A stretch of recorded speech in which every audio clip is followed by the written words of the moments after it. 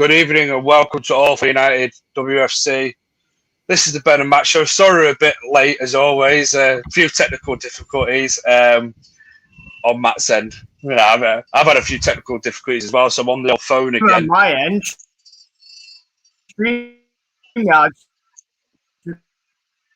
yeah, look, see, he's freezed up again, see. I love technology. I love technology, me. Oh, Jesus Christ. Anyway, thank you for joining us, and I do apologise. It's been a bit of a mishap at the minute with Matt's technology. He's got dodgy Wi-Fi around his area. But anyway, I hope everybody's okay. I see John Foster's in the comments already. Bear with Ben and Matt. Who's going to be Rodney and who's going to be Del Boy? That's a bit of a joke from earlier on. Vince is saying the old Poundland internet for Matt there. Evening, Cara. How we're doing? I hope we're all right. What was it? John said. I won't put that one on the screen, but yeah, lovely, jubbly. Matt, you still with me, pal? No, I think Matt's gone bye for the minute. But anyway, I'll just yabber to myself for a minute. Anyway, today we're going to touch upon what was going to be.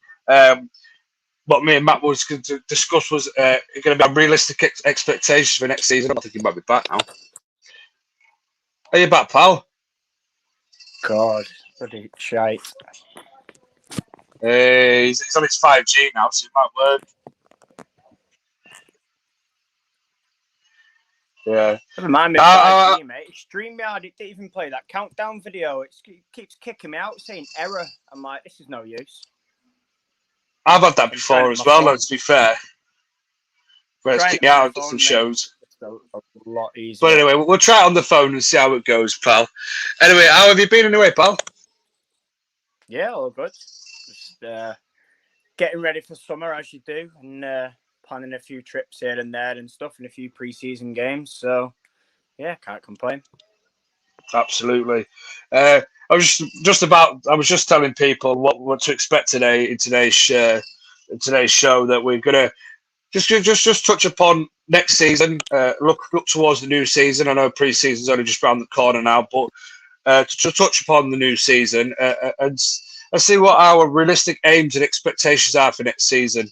You know, obviously taking into account what we know, what we don't know at the minute, who's coming in, who's going out still. You know, we've still got a couple probably still yet to go out, and we can guess who's coming in, who's not coming in, and who's going to be the new manager, who's not going to be the new manager. But realistically, next season, pal, what would constitute as being a good season for Manchester United women next season, in your opinion? Bloody hell. Jesus. I think, do you know what? I think if we can consolidate fourth again, considering everything that's gone on, I think we're doing pretty well. Yeah, I don't think we'll be able to challenge for the top three, and I certainly don't think we're going to drop off massively. I know people are saying, oh, we'll be fighting relegation. I'm not going to go that far. I think that's ridiculous. I think, fourth, maybe fifth, depending on other teams. Obviously, Everton are pulling out some good signings, and we seem to just be sat here chilling. But yeah, I think for me, if we get fourth, I wouldn't be too disappointed. I know that sounds bad having, been the same as last season, but I think given what's gone on, it's massively important that we do actually look to just get some stability. Jesus, everything's falling down here. Get some stability and, just build from there, really. Absolutely. Stability, I think, is the key. We need stability. Otherwise, we'll be dropping down the league quicker than you can say, I don't know, but quicker than you can say something. I was going to come up with some little quirk, but I can't think of one right now.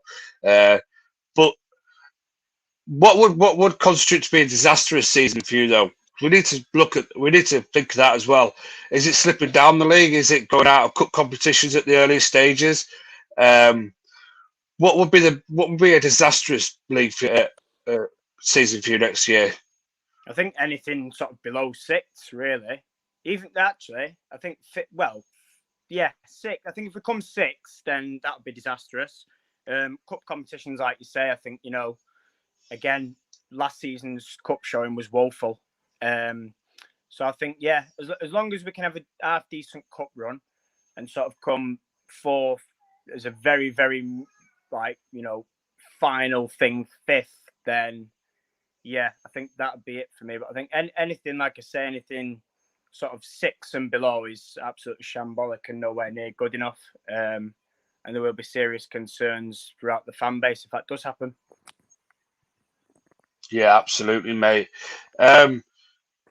What we're saying about cup? Do we do it? Here's one for you. With the new manager coming in, with new players coming in, everything's going to be brand new. Do we need to win a trophy next season? Is it a must to win a trophy next season, even if it's one of the cup trophies? I mean, I think there should be pressure to win a trophy because it'd be, 4 seasons, and all we've got to show for it is the Championship league title. But I don't know. I think I genuinely don't believe that we're going to win a trophy, and that's a shame to have to say that. But I just think the state of everything, the fact that recruitment has now had to change and we've had to keep players on who were going out, says it all for me. Casey agreed names to go out, and I think 4, if not 5 of them now appear to be staying on. And that's because John Murter and Steve DeVille are running the show, left the managerial appointment far too late, and now we're scrambling for recruitment and players are turning us down. So we're having to keep the ones that we didn't want just to have a squad that will have enough numbers in it, so to speak. On that, you say that we have to keep some of the players on to build a squad. Do you think that's that'll be a bit of a negative thing in the camp, knowing that some of these players might have known at the time was originally supposed to be up, but now that they've been told we might have to keep you on, just for squad numbers' sake? Do you think that will affect their performances going into next season and their professionalism? I mean, it's not great, is it? If you're a player and you've been told you've got no future, and then all of a sudden the club decide to change their mind, yeah, it doesn't look great. But I think it is. It's one of them. Like, we shouldn't have to force to keep players just for numbers, but it's that much of a mess that now that's happening, and I didn't know that until this morning. So for me, that's a little bit sort of shambolic. And I think if I was a player and I've been told I'm wanted, I wouldn't be staying. It seems these players have done, which I don't know if that's worrying, because to me, if you're set on leave and you've been told you're no longer, sort of required, why then would you stay? Why would you be at Man United? The only thing I can think of is money, which again would be worrying. So I don't know. It's interesting, isn't it? But we're going to have to sort of see what this brings. But it is a big sorry mess at the minute. Yeah, absolutely, mate. It's not looking good still, is it? I mean, I know we've had news upon we should be, but the manager's almost a done deal, or is a done deal. Hopefully we can find out this week. Fingers crossed. I know we've been saying that for the last couple of weeks. Oh, it's going to be this week, it's going to be next week, but hopefully this week the club may come out and announce a new manager. Do you think that, with it be taking so long, do you think this is put us on a back foot already going into pre-season, or do you think we've just wrestled it back in time? If we do announce it this week, come in. No, I think, listen, we're on the back foot. Make no sort of, I'm not going to sort of dress it up. I think, listen, pre-season's supposed to be this week. I believe the new manager should be announced this week as well. But again, this manager, whether they've been sort of rushed through, I don't know. But usually the way you would do it is that if pre-season, let's say pre-season, for example, starts Monday. And I don't know if it is Monday. I've just been told this week. But let's say it did start Monday. A manager would have been planning pre-season for a while. Obviously we're supposed to go to Malta and we can't. So they would have looked at alternatives. Now, yes, there might be games in place. But in terms of your planning for everything, you usually collect everything and put everything together way in advance. This should have been something that was done as soon as a ball had finished being kicked in the middle of May. You look to, right, what can we do? What went wrong? What needs to be done? Now, obviously, new manager's got to come in and assess all this stuff. And this is why I say we're on the back foot, because this new manager is going to rock up this week as pre-season starts. So any planning that have been done by sort of Martin Ho, the assistant, and I'm assuming Ian Wilcock. which is very, very rushed and thrown together. And whilst I trust sort of, what they do, neither of them are a first team manager. They're both coaches. So whilst I'm sure it should be, suitable, I don't know if that's the word. Like, you'd expect it to be a decent standard because, listen, they've both coached before. It's not like they're going into this blind. But, they've never led a team. They've never been number one. So, yes, we're behind. Yes, players have been turning us down because there's been so much uncertainty. And yes, we've had to keep players that were, in cases sort of mind, no longer deemed whether good enough or no longer wanted at the club, just to keep the numbers up because recruitment's delayed and it's affected now more incoming. So obviously we've got the 4 done, but at the minute it's like, will we see more? Nobody knows. Certainly not 100% now that we'll even see any outgoings. I think the majority of the contracts that weren't up will probably stay. Yeah, absolutely. And I think John Fry said here we're about a month behind other teams in prep for a new If season. not more. Yeah, absolutely. I was about to say that. I completely agree with that one. It is a bit worrying because you expect a manager, I said, at least 3 or 4 weeks before pre-season starts, but right on top of pre-season now, and yet still no manager's been announced. Yet, fair enough, we'd be told that the manager's a done deal now. Yeah, well, I've heard this week, but who knows? Well, yeah, hopefully this week. We've heard before, though, it was supposed to be that week, then the next week, then the next week, and nothing ever came into fruition. So hopefully this week we'll have a new manager, and hopefully then we can start announcing new signings on the back of that as well, because we're going into pre-season with a squad that's really, really bare thin in numbers. Really, if you think about it, we've let a few go. We've not announced who's come in yet. Officially, have we?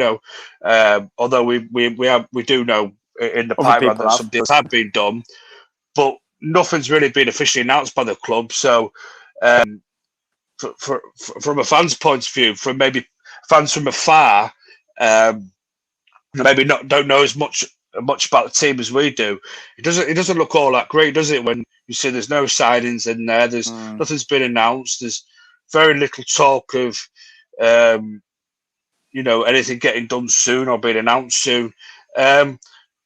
Do you think that's also going to heap more pressure on pre-season as well with the existing players that are currently there?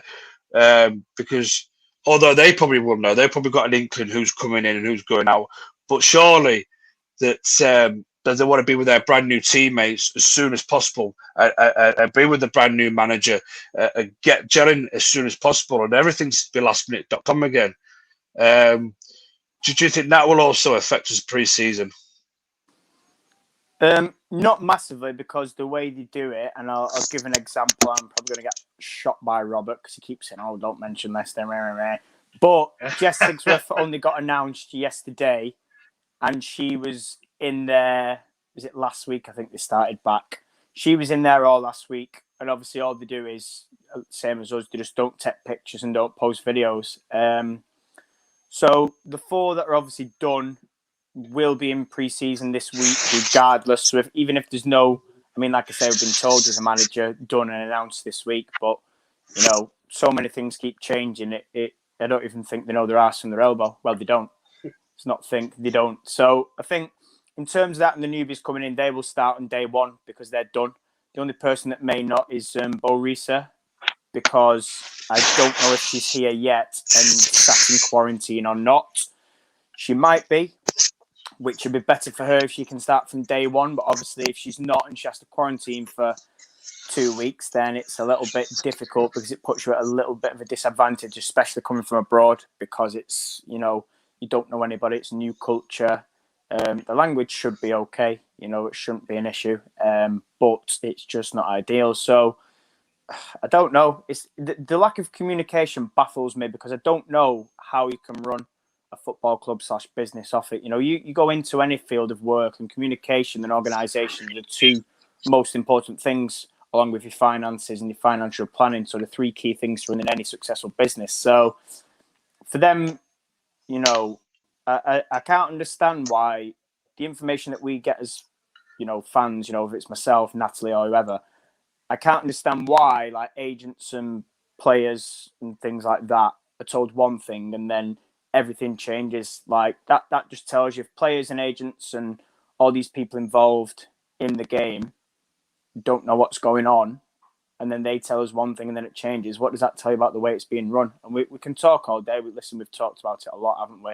But it just goes to show how much of a mess it's actually in, where players are genuinely saying, oh, this is happening. And then they said, oh, actually, no, they've changed their mind. Oh, this is happening this week. Oh, no, actually, no, it's next week.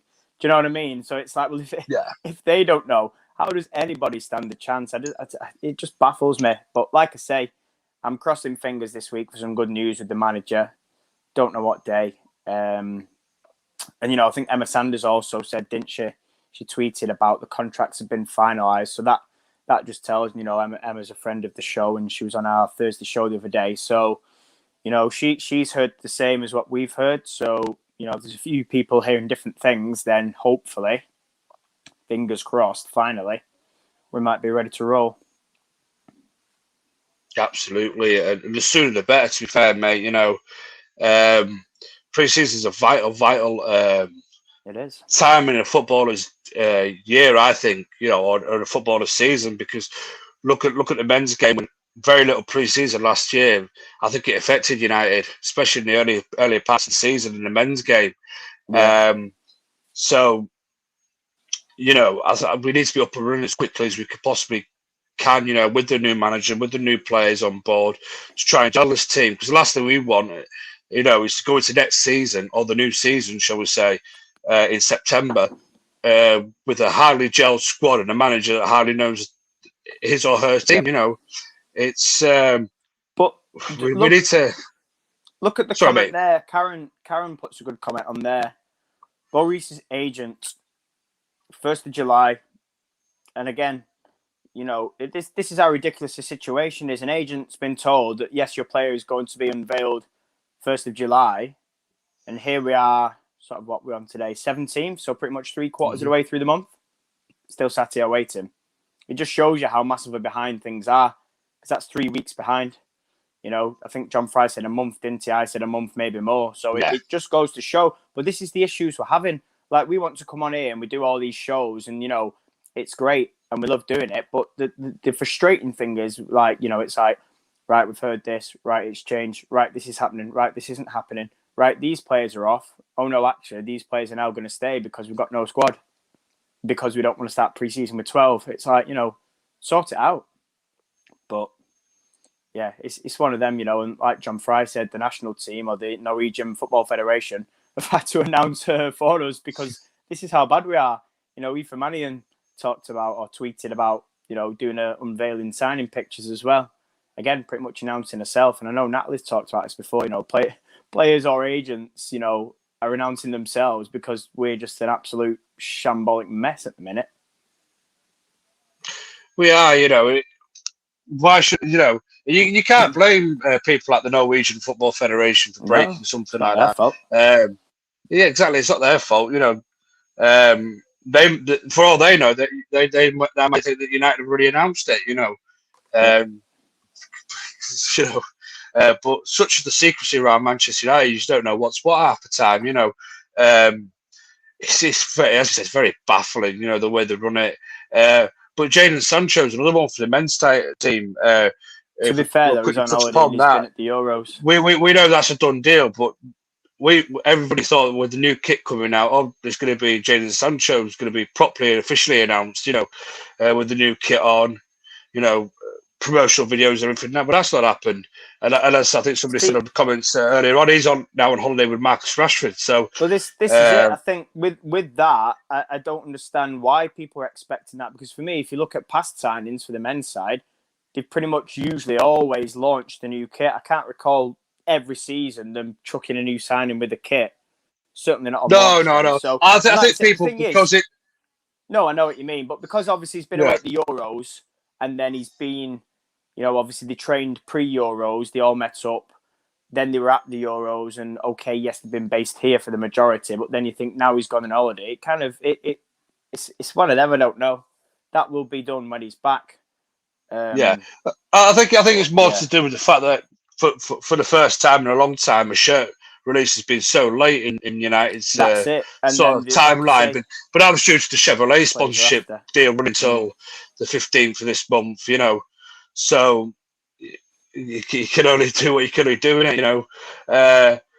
But hopefully, as we keep saying, hopefully this week coming, it's a fresh, brand new start to the week. We get our manager announced, we get the players announced, officially that are done deals. So we can, you know, people can have their meltdowns if they want, but I just want to go into next season as best prepared as we can, because the fixtures are out is next week as well, aren't they? Is it next week? Friday. Friday, yeah.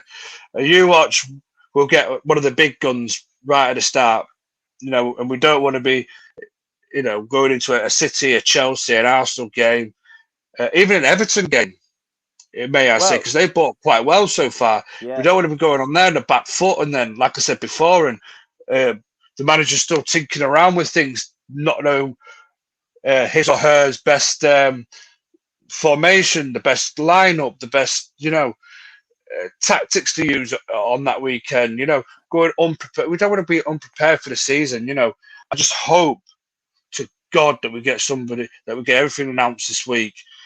Let them enjoy their pre-season. Let them get things behind the belt. Sorry, mate. Yeah. No, I was going to say, thinking about it on fixtures, obviously, season 1 in the WSL, we had City. Last year, we started with Chelsea, so we probably could end up with an Arsenal or an Everton. But if you think, and I tweeted, because obviously you were involved in this, when me, you and Nat went to the Euros a couple of years ago, 2019, and that was right at the start of sort of, you know, them building up to pre-season. And we went to Norway not long after. And listen, the club had already been training for weeks. They played a couple of behind closed doors here, and then they're off abroad, and then we were ready to start our season. And I think fast forward 2 years, we've not started pre-season. We've got no manager in place. You know, we've not had anything. Players are still on the beach, for God's sake, you know, or in their own country if they're not involved at the Olympics. So, but like you said, hopefully, you know, obviously I mentioned last week that I'd heard this week, and then Emma Sanders said on Thursday she'd heard this week. And I think a couple of other journalists have come out and said, you know, this week. So I'm hoping between us all and all having different sources and information that this week, I'd love to say it looks nailed on. I'm not going to use that word, but hopefully it's, you know, like you said, it's there, and then we need to very, very quickly get stuff together. I don't even know if pre-season's planned, you know, or properly planned, because like I said, Malta should have been on the cards, and normally if we had somebody in place, they would have, you know, quickly rearranged it, but who knows? I know Malta got hit on the head, because I was listening to something earlier on with Mike Phelan talking. I know they knocked Malta on the head because they didn't want to be flying all over the place, and because they're still in bubbles, so to speak, you know. And I was like, oh, we might as well do it round our own country, and we know, at least we know we're safe, and that's a little bit safer, you know, in that respect.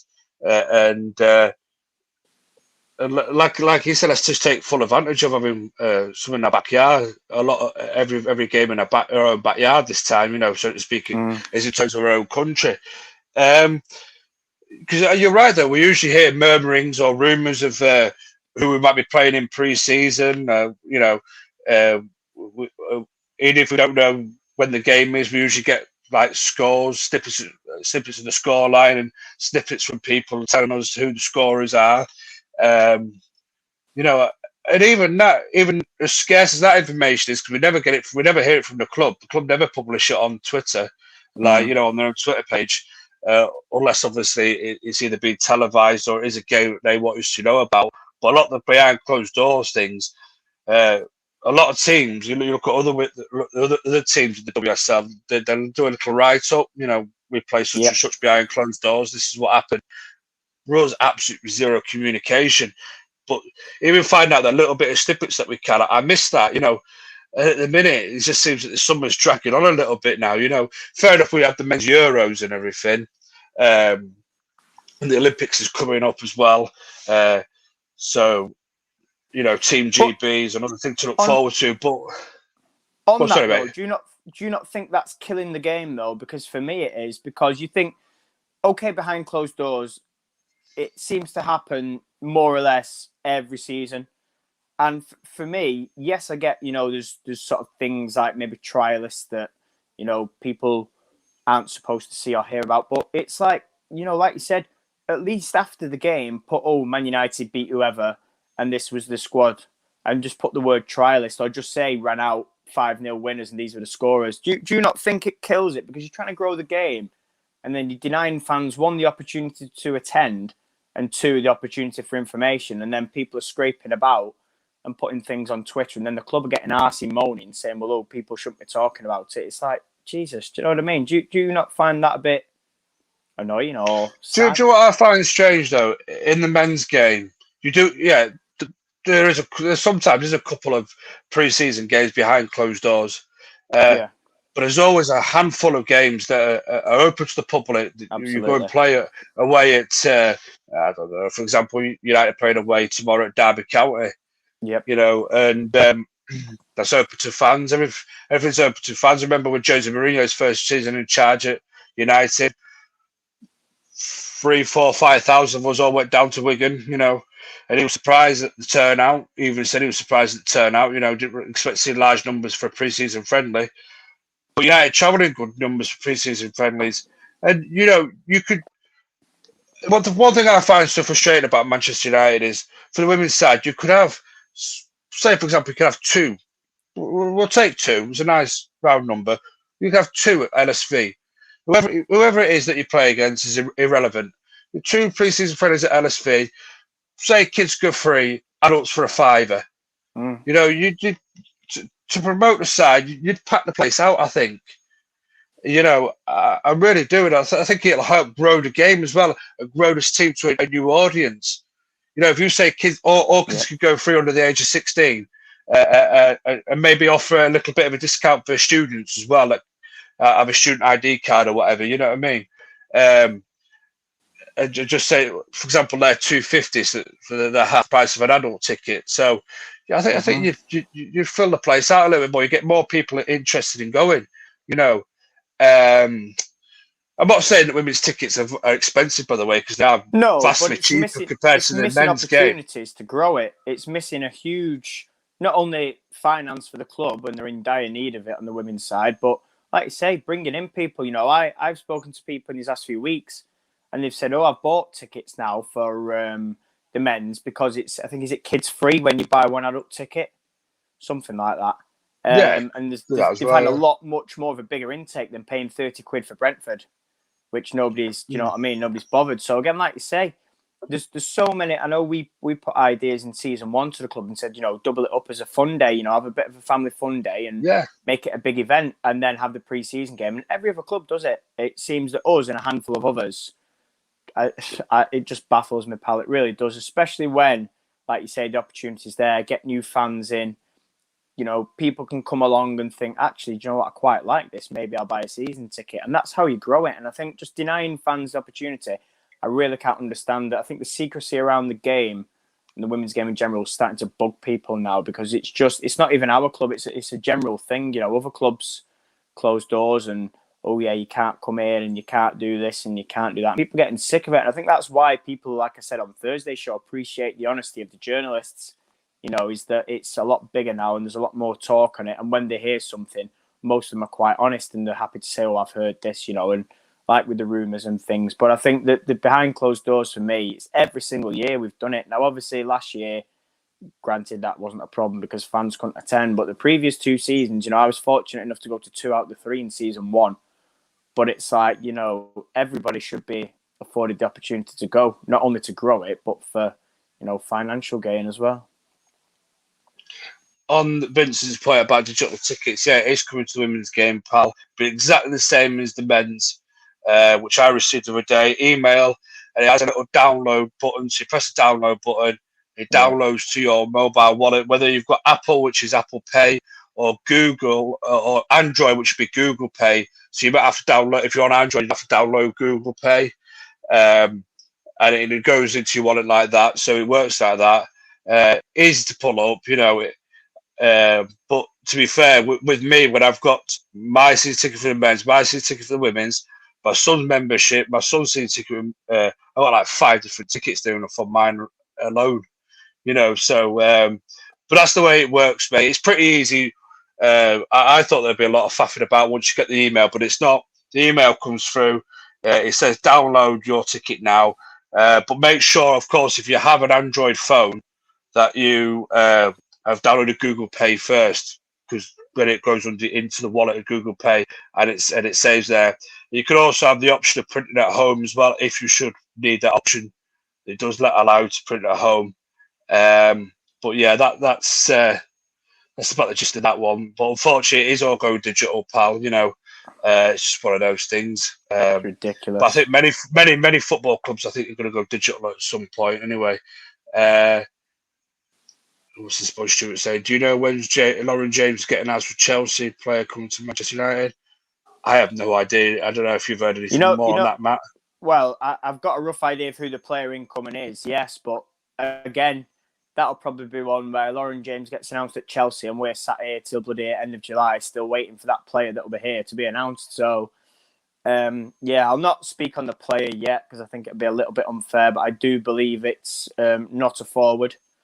So all of those people saying, can we get Beth England or can we get G or Cuthbert? I believe it's none of them. So, it's not a forward player, which we do need forward players. But, but just going back to that ticket thing, what Vincent was on about, I just, I think, did he mention the men's? It was complicated with the men's. I think, as you know, we're off down to England under 19s and that's digital.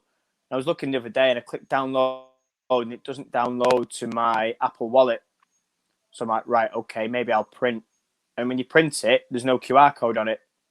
It shows on the email. So now the faff is now, because I've booked for 4 of us, yourself included, I have to email. So I have to get all your emails, download each ticket individually, and then forward it you via email, which means at the ground, you then have to assume you have data, log into your emails to then get your ticket to scan it. I just think the whole thing is ridiculous. Like, just beyond words. To be fair, if you're able to print it at home, why isn't the full thing coming up? Why is it not working? Do you know what I mean? I don't know about the England one.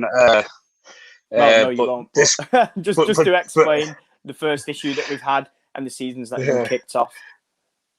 But with Google Pay, John, all you have to do, I think, if you're an Android pal, is go onto your store, the Android store, or Play Store, whatever it's called, whatever form of phone you've got. Google Play. Just type in Google Pay, download it, and you can have an option of storing your credit card or your debit card on there. You don't have to if you don't want to. It's just another one of those quick pay services where, instead of getting your card out your wallet, you could just press your phone against the machine or whatever. But just download that, mate, and then when you get your email come through, whenever United send the women's season tickets out, just click on the email. Because, well, I'm assuming it'll work the same as the men's. Where you click on the email, you scroll down a little bit, and in the box there is like a box explaining blah blah blah blah. Your seat details, everything. It won't have your seat details, I don't think, because it's obviously women's football. It's you see anywhere, don't we? So it'll just say West Stand, and then next to it will say download. So you click the download button, and then it downloads, and it automatically saves into your mobile wallet. So that way. So I know, mate, it's a bit confusing. Yeah, and me and technology. But yeah, private message me, pal. But it's not even anybody in technology, though. I just think the whole thing is just absolutely just ridiculous. It doesn't matter even what age you are. I just think it's ridiculous, And I'm younger than you and John. I just don't agree with any of it. I just think it's an absolutely shambolic idea. And whoever thought of that needs sacking. Well, it's like also you've got collectors there from years have always collected their ticket stubs, the season ticket books. Well, when it used to be season ticket books, and your paper tickets, and then obviously season ticket cards went on the card. But they're saying it's quicker and easier, but it's not, because people don't know how to do it. People don't have printers. Yeah. And it's a lot of faffing about, like I say, with obviously the England game is the first one that we're going to, and there's experience, shouldn't be a mess and an absolute faff to get 4 people in the ground just because one person's booked it. Do you know what I mean? It should be straightforward. All they have to do is just post out 4 tickets and it's not a problem. Again, look, there's a man we're going to Old Trafford with, doesn't have a mobile, doesn't have a printer. again, they could have saved that person a lot of aggro by just sending out a flaming ticket or issuing a plastic season ticket. It's not difficult. I know. Another part of the reason why I'm doing it is to It's stop. another show. Yeah, so I will end on this about ticket situation. I know another reason why they're doing it is to stop ticket touting, especially around Old Trafford. So it's another way of them controlling ticket touting. So Don't get that in the women's game, so should keep it. Well, yeah, I know you don't get it in the women's game, mate, but I don't know, mate. I don't know. Anyway, on to the news of that, as we said, the Norwegian Football Federation broke about Boe Risa. I think they said something about a deal to, I think was it June 2023 or July 2023. Yeah, 2-year I can't remember off the top of my head. 2-year deal, apparently. How are we feeling about that, mate? Obviously, we can't say too much. It's not official, but what's your sort of overriding feelings thus far? Yeah, no, happy with that. I think that's probably, well, it's not probably, it is the best deal out of the four of them, closely followed by Sophie Bagley. So, yeah, listen, happy with that. I think, we've needed, last year especially, we've needed something extra in the middle. Obviously, LJ's gone, not that she played much, but when she did, I think I've always said 2 players for every position, and we lost Lad. LJ was unfit. And then sort of whenever we didn't play Lad, Jackie and Tooney, we kind of looked short of ideas. We looked lost. We looked poor. So something like Boe Risa that can, bring us something different is a great signing. 2 years as well. And yeah, like I say, it's just competition for places. I think, she'll be sort of box to box. Like I say, again, something different, could link up well with Jackie, could allow Tooney to play elsewhere, maybe. Could be in place of Lad, could be, alongside her, who knows. But yeah, really good sign. I'm just happy that she's decided to still come despite all the, the mess that's going on. Because I know there's other players that have sort of looked at us and thought, actually, do you know what? No, I'll not bother. So for her to still commit, and I'm sure I'm convinced she's a United fan. Might be wrong on that one. I'm pretty sure she is. So I think obviously that again, those players that tend to care about the club do tend to, stick it out and give that sort of their all for the team, which is all you can ask for. So yeah, looking forward to seeing her. I'll be honest, I've seen very little. I've probably seen 2, maybe 3 games she's featured in, and that was for the national team. So not actually had a chance to sort of get on YouTube and have a look at some of the club games, but from what I've seen sort of internationally, she's looked all right, looked the part. So yeah, I mean, who knows what she'll bring, but hopefully, tough tackler, good at passing, looks a solid sort of acquisition. So we'll see what that brings.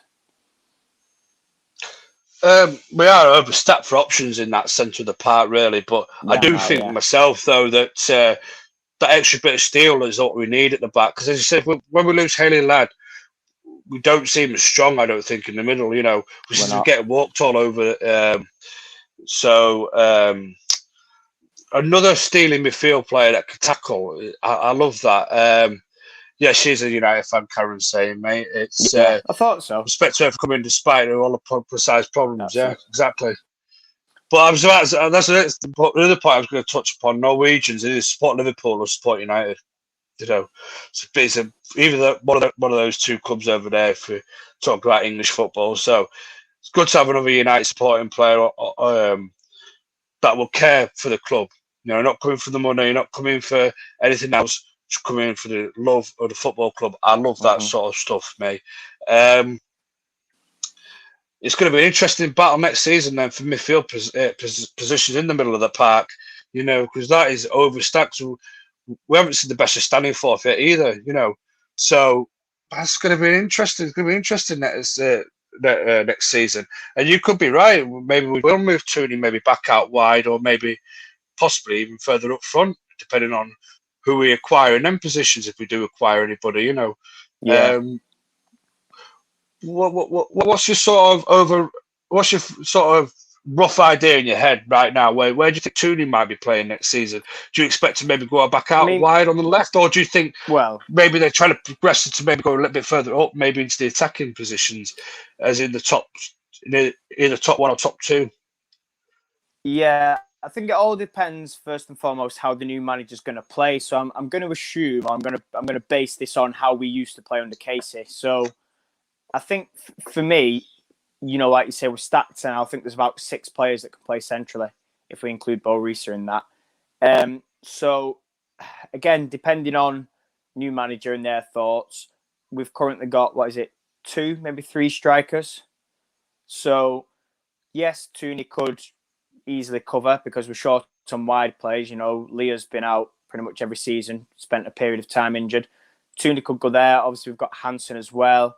I think did Jackie come on against Chelsea and played out wide? We were that short at one point, and that was at the start of the season.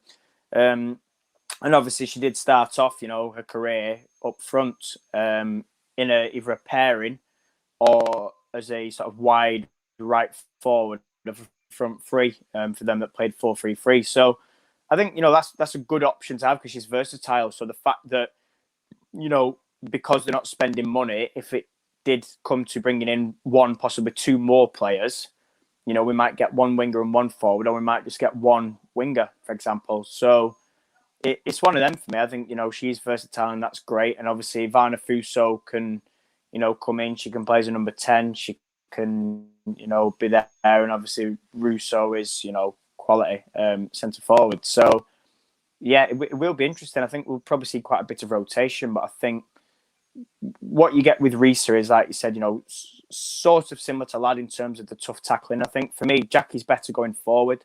So we might even see more from her. Not that, there was anything wrong with last year. She was, quality up there with the best players that we had last year, Jackie. But I think she has to cover far too much defensively because of sort of who she plays with when she doesn't play with Tooney or Ladd. So I think with Risa alongside her and Ladd mopping up behind, we should see a more solid outfit in the middle. And then, whether Tooney gets a free roll or whether she gets a roll out wide. Listen, I'm not against any of them. But we need to accommodate her somehow. If we can accommodate her and Leah and Jackie and Hayley and Boe Risa in the same team, which I think we might struggle, then who knows? I'm not going to get into formations because last time I had an absolute mare, as you remember. But I think if we can get 1 holding and somehow work them lot into midfield without 1 lone striker, I'm happy. But I honestly don't know. But again, like I say, we've got Hansen, and she's obviously been smashing it in pre-season and really sort of, seen pictures today of her giving the gym a good go. And listen, she's come on leaps and bounds as well. So it's not looking like it's sort of shambolic as people think. It's just the running of the thing and the organisation. I think in terms of the pitch, and like I say, there's obviously a player to come from Chelsea, and if we can, keep Ethan Mannion fit, and obviously Thor's in a second season, she can only, for me, be judged this year. You mentioned Stanley before, again, a different option, somebody that we can only really judge again this year. So it's looking okay. Like I say, I'm not going to be bouncing off the walls just yet. But yeah, Tooney for me is an interesting one because last season for me was her best season. I know people say season 1, but I just think season 1 to last year is a completely different player. Not only confidence-wise, but she stepped up a level and she's got into double figures for the season and not far off double figures for assists. I think she got 7 last year. So, what a player, and there's a lot to come from her. Delighted she's out in Tokyo at present as well, just to touch on that. Absolutely. Going back to Boe Risa, does it feel to you like a little bit of a luxury signing we don't need? Because I look at it, and I look towards the men's game, and there's a similar type of person that United had last summer in Donny van der Beek. Hardly ever got a look in last season at times under Ole Gunnar Solskjaer. Maybe he'll get more this season. That's what I think a lot of people are expecting. But is it a sign that we really, really, really needed a Boe Risa, or are we still lacking in strength elsewhere that we should have maybe concentrated most of that money on a bit more, in your opinion? Yeah, I know what you mean. I wouldn't say it was sort of unnecessary or not needed. No, because she's better than Stanny and she's better than Zellum. So I'm looking at it from the point of you're left with Tooney, Jackie, Ladd, which is fine. But if one's injured, we're fucked, so to speak. And I know I've put that very, very bluntly, but you only have to look at last season. So at least if, let's say, one of them does get injured and they're out for a couple of months, Risa comes in and you've not got a drop in quality. I think that's important. So whilst, like you say, maybe we are stacked and there's sort of 6 for them central spots and there may only be 2 or 3 playing, it's a signing that was needed for me because of how she differs from sort of Jackie Tooney. Jackie Tooney, you like your technical, you sort of, creators. You only have to look at some of Jackie's through balls and her passing and things like that, and sort of Tooney's late runs into the box and things like that. Those players offer something different to, say, Hayley Ladd. And Risa is the same. Risa's more for me of the Ladd mould and build and like style of play. So it's like good that we've got 2 sort of defensive kind of type, tough tackling players, and then you've got sort of Tooney, Jackie. So for me, I wouldn't say it. Like I say, best signing for me. I think we're lucky that she's still willing to join with everything going on. So I see what you mean. Obviously, like you say, comparing to what happened with Donny, and I sort of get that. But I think Donny came in with a big fanfare and a lot was expected. And at the time, if you'd have sort of watched him play, you'd probably said, well, actually, he's better than Fred. He's probably better than, a couple of others. And you would have expected him to play. And I fully think this is similar with Reese. Like I say, for me, she's better than Stanning. She's certainly better than Katie Zellum. So, it's a good option to have. And like I said, earlier in the show, 2 players for every position is what we need. So we now have 2 that can, sit defensively, 2 that can go offensively, and that's great. That's what we need. The only thing now for me is let's get in at least another forward or 2 and possibly 1 more winger. I don't think we will. I'd be surprised if we got sort of 3 in, but I would love to see that happen, and possibly a defender as well. I just wanted to just touch upon what you said there about Boe Risa being a little bit similar to Hayley Ladd. Do you think they can both play in the same team at the same time together? Or Yes. do has it got to be one or the other? Because we've seen for England that Declan Rice and Calvin Phillips worked in the Euros together, but then we've also seen with United's men's team that Fred and McTominay are bitty at times together. It sometimes works, a lot of the time it doesn't, and people complain about a double pivot. Would you sort of be against a double pivot of Ladd and Boe Risa? Do you know what? This is where I trip up because I don't like a double pivot, but I think the thing is, like you mentioned England, and Phillips and Rice worked, and the reason it worked was because of sort of how they play. And I think the reason why I've been against ours and call it too defensive was that we literally did that. Now, a double pivot for me, 1 should be sitting and 1 should be going. And obviously, like I say, in terms of similar style, for me, yes, Risa is a great passer like Hayley. Yes, she's a great tackler like Hayley. But if she was in a double pivot with Hayley, we would see Hayley sitting and Risa going. She'd be deep and then she'd be going with the ball. So in that respect, and that's what happened with England. You sort of saw if Rice sat, Phillips went, and if Phillips sat, Rice went. And I think this is, like John says, Risa would be more box to box and Ladd would sit. So it might be like short pass from Ladd to Risa, carry the ball and off we go. And I think that's when your double pivot isn't an issue. I'm not a fan when it's a defensive double pivot because the way we lined up and why I've moaned in the past is that we line up and it becomes a 4 and a holding 2 and they never support. And I think in the first season in the WSL, that's why when Jackie came in, she struggled because she didn't know whether she was sitting or whether she was going. And in the end, she had to sit and then it killed it because there was no link between midfield and attack. So I don't want to get like massively technical, but, Ladd and Risa as a double pivot would absolutely work. And then whether you had Jackie in front or Tooney in front as well, linking up with that sitting player that has gone forward, fine. But like I said, the way we played it under Casey was that both sat and it was almost a back 6, which was for me just far too negative. And that's why I was never a fan. And then it isolated the forward. Whereas if on the attack, 1 from the double pivot goes with the wide players, the 1 in front and the forward or 2, it creates a sort of an overload and you get the 5 then going and sort of, your 4 or 5 sitting as well. It's kind of like 5 going and 5 sitting. You got your back 4, Hayley sitting, and then 5 attacking how it should be. And I think that's what we did really well in the Championship. We let sort of one of the holding 2 have that freedom. And that was Molly Green that had that freedom, got 18 goals and was an absolute quality player in the championship for us.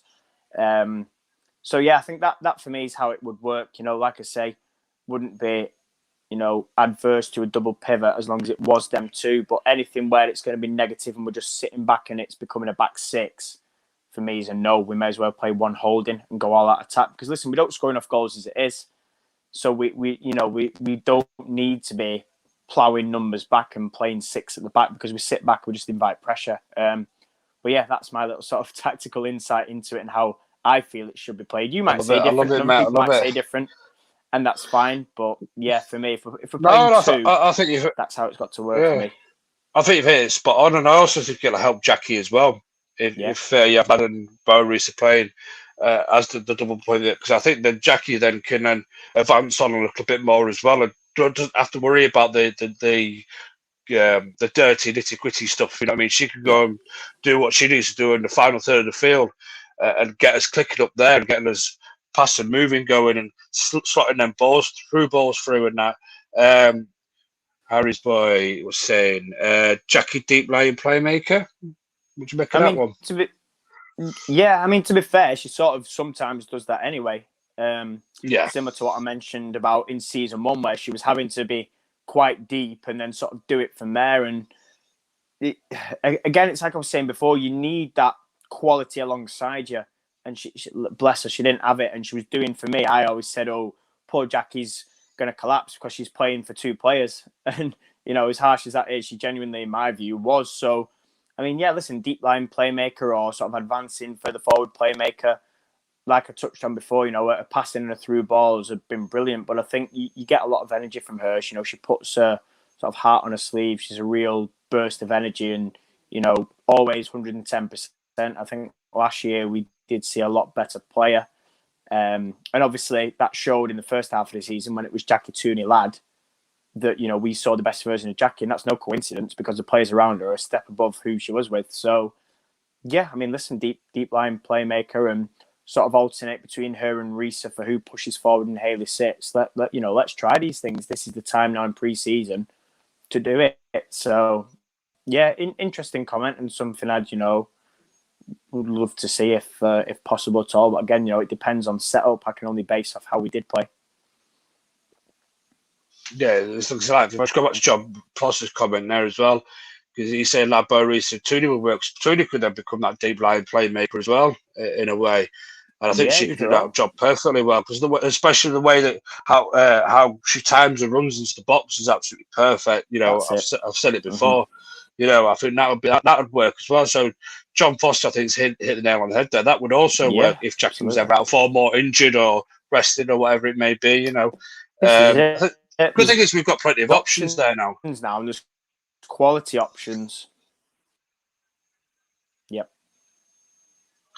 I think that's it for me, because there's a sort of a core four where it is quality now, and you look at it and think, do you know what? I trust any of Jackie Tooney, Hayley and Boe Risa in there, and I won't be disappointed with who was dropped or who's rotated. Let's say if two are picked, you know that you're going to get, and no disrespect to the other two, but yeah, I can't sit here and sort of say, oh yeah, I'm going to be dead chuffed. You know that if it's Tooney lad, Boe Risa, and Jackie, it's good enough. Whether which two play, it doesn't matter. Absolutely, mate, absolutely. And finally on Boe Risa, just to end the show on Boe Risa, because finally on Boe Risa, have we come up with a chant yet? No.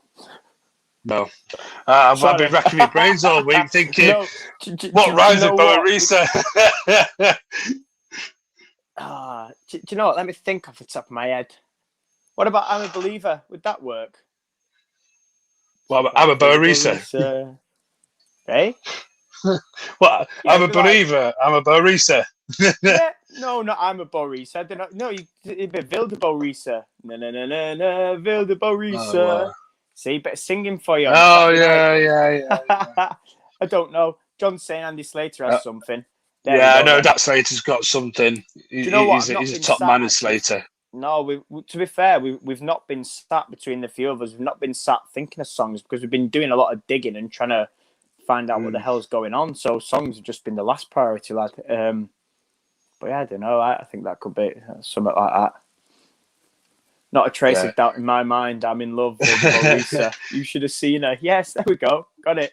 Nailed it down, pal. So yes, we have got a chance to answer your question. Should probably have two chants. The one that Slater comes up with is absolutely top notch. Everything lyrically works, and one that we come up with, which is not so great, but it's funny. Do it. I tell you what, we'll test it on the way to the England game, pal. When we've got a 2-hour drive, we will test it. We'll stick it on in the car. Yeah, that's true, mate. That's true. We did with Jackie on the way to Sheffield. Do you remember that one? I remember that one. Yeah, you was all slapping your knee. You was slapping your knees, fucking getting into it. Yeah, I remember that. Oh, yeah, we loved it. Yeah, let's do it. That's where chance to create on away days when we're bored and we've got a long drive. Exactly. So it'll pop on radio and it'll be like, oh, yeah, this sounds good. But yeah, let's do it. But anyway, Matt, what we've got coming up for the rest of the week? We've got anything coming up now. We're the final show, aren't we? What am I on about? I keep thinking we've got a show tomorrow. Don't know why, but anyway, schedule going up tomorrow, mate. As per day of rest tomorrow. Schedule up tomorrow, and the weekly catch up as well tomorrow. So yeah, both of them out tomorrow. Monday again, sticking with 7 p.m.s all this week because I know Olympics is on, and not because it's the football, but because it's on all day. And some people love watching stuff like people throw themselves over a bar and high jump, long jump, short jump, whatever they do, and chucking a ball in the air and all that kerfuffle. So because it's on all day, even though the football's sort of 8:30, 9 o'clock in the morning, and obviously our shows are evening, we're sticking to 7 p.m.s just because it's a damn sight easier. Probably run at 7 now until the season starts, because I think the Olympics finishes about 8th and 9th of August-ish. So yeah, so 7 p.m, Monday, Tuesday, Thursday, Friday, Saturday next week, and hopefully we can bring some good news and have a chat about signings or a manager. Wouldn't that be good instead of trying to pluck topics out from the air going, oh, I wonder what we can talk about this week. Wouldn't it be good to talk about a new manager and a few new players that have officially been announced? Yeah.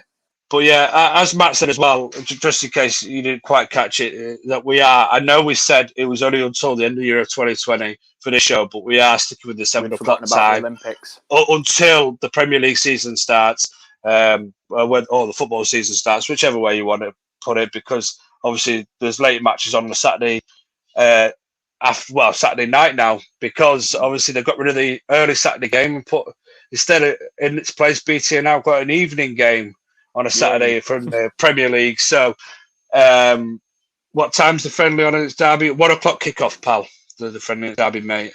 MUTV, if you've got it, they're showing it. But yeah, so we're going to stick till 7 o'clock by the Olympic Games on. As soon as the Olympics is over, we'll be back to our 8 o'clock slot.